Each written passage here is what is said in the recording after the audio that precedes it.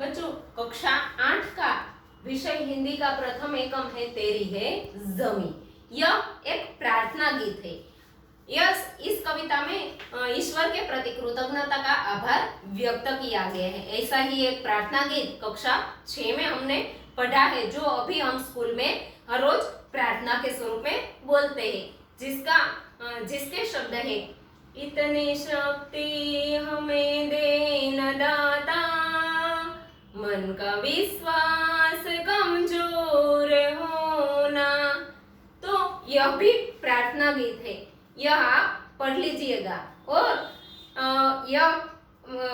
यह काव्य है तेरी है जमी, जिसमें ईश्वर की सर्वोपरिता, यानी कि ईश्वर सबसे सर्वोपरि है, सबसे श्रेष्ठ है, इसका स्वीकार किया गया है। इस काव्य में ईश्वर के प्रति यह भाव व्यक्त किया गया है कि जब हम संकट में होते, जब हम मुश्किल में होते हैं, तभी सबसे पहले हमें कौन बचाता है, तो वो है ईश्वर।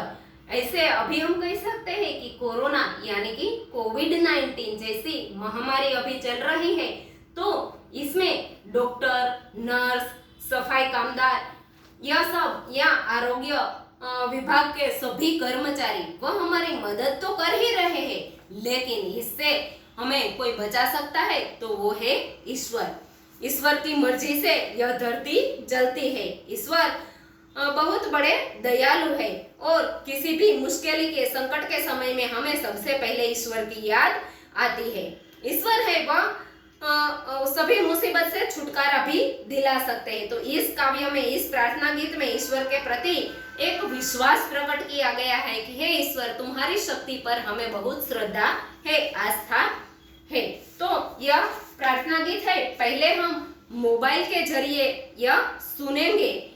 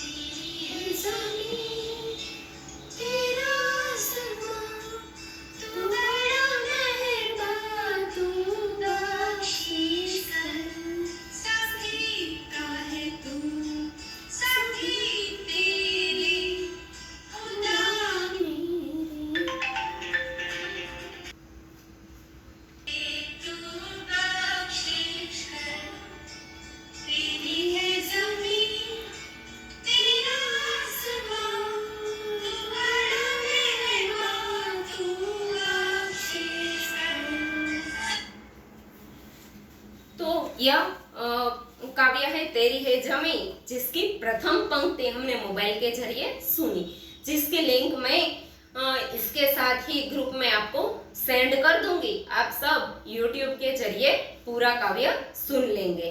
तेरी है जमी तेरा आसमां, तू बड़ा मेहरबा, तू बख्शिश कर, सभी का है तू सभी तेरे, खुदा मेरे तू बख्शिश कर।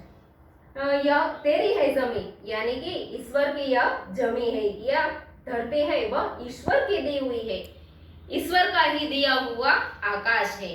तू बड़ा मेहरबान है ईश्वर, तू सबसे बहुत मेहरबान, मेहरबान यानी कि दयालु, मेहरबान यानी कि दयालु।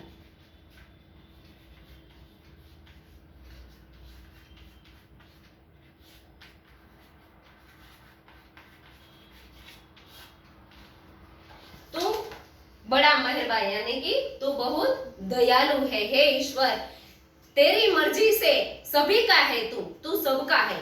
ईश्वर के लिए सभी लोग समान है।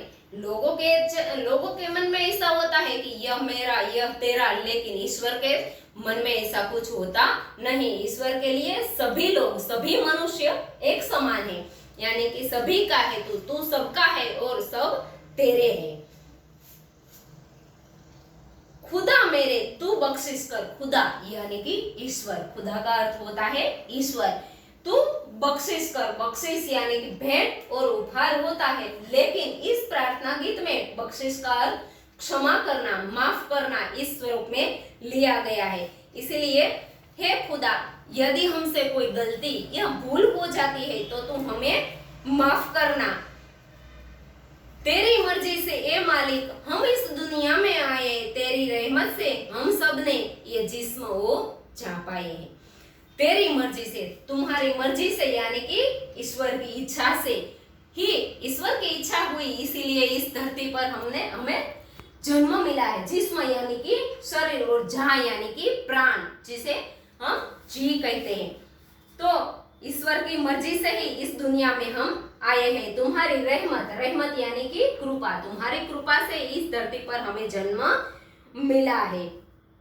तो तुम अपनी कृपा दृष्टि सदैव हम पर बनाए रखना। तुम अपनी नजर हम पर रखना, किस हाल में है ये खबर रखना। हे प्रभु, हे ईश्वर, इस पंक्ति में ऐसी प्रार्थना ईश्वर को की गई है कि तुम्हारी नजर सदैव हम पर रखना, क्योंकि कभी कभी हम किसी मुसीबत में फंस जाते हैं तो सबसे पहले हम ईश्वर के पास जाते हैं, ईश्वर को प्रार्थना करते हैं। इसीलिए यदि ईश्वर हम पर नजर रखेंगे तो हम किसी भी मुसीबत या किसी भी संकट से बच सकते हैं, क्योंकि ईश्वर ही सर्वोपरि है। इसीलिए हे ईश्वर, तुम हमारी खबर सदैव रखना कि हम किस हाल में है। तू चाहे तो हमें रखे, तू चाहे तो हमें मारे, तेरे आगे झुका के सर खड़े हैं आज हम सारे। तू चाहे, हे ईश्वर, तो यदि तुम चाहो तो हमें मार भी सकते हो और यदि तुम चाहो तो हमें तार भी सकते हो। अभी कोविड-19 यानी कि कोरोना जैसी महामारी है, यदि हम इसमें से अभी तक बचे हुए हैं और अभी भी बच जाते हैं तो ईश्वर की कृपा से ही हम बचते हैं, ऐसा कहा गया है। क्योंकि किसी भी संकट से यदि हमें कोई बचाता है तो वो ईश्वर ही है और मार सकते हैं तो वो ईश्वर ही है। यानी कि तू चाहे तो हमें रखे, तू चाहे तो हमें मारे, तेरे आगे झुका के सर खड़े हैं आज हम सारे। आज पूरी दुनिया ईश्वर को प्रार्थना कर रही है कि हे ईश्वर, इस कोरोना जैसी महामारी और ऐसी कई मुसीबतें कई बार आई है तो इस मुसीबतों से हमें सदैव ईश्वर ही बचा सकते हैं। इसलिए कहा गया है।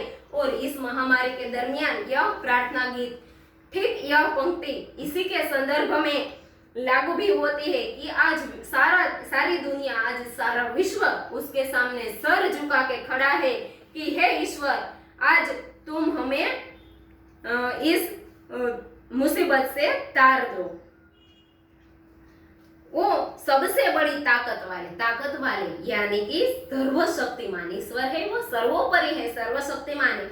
इसीलिए कहा गया है कि तुम सबसे बड़ी ताकत वाले हो, तू चाहे तो हर आफत को टाले। यानी कि हे प्रभु, तुम चाहो तो हर किसी भी मुसीबत को, किसी भी महामारी को या किसी भी संकट को टाल सकते हो। तो यह प्रार्थना गीत पूरा करते हुए हम ईश्वर से यह प्रार्थना करते हैं कि हे ईश्वर, कोरोना कोविड-19 जैसी आफत से तुम जल्दी से हमें बचाना और इस आफत से जल्दी से हम सबको मुक्ति दिलाना। आभार।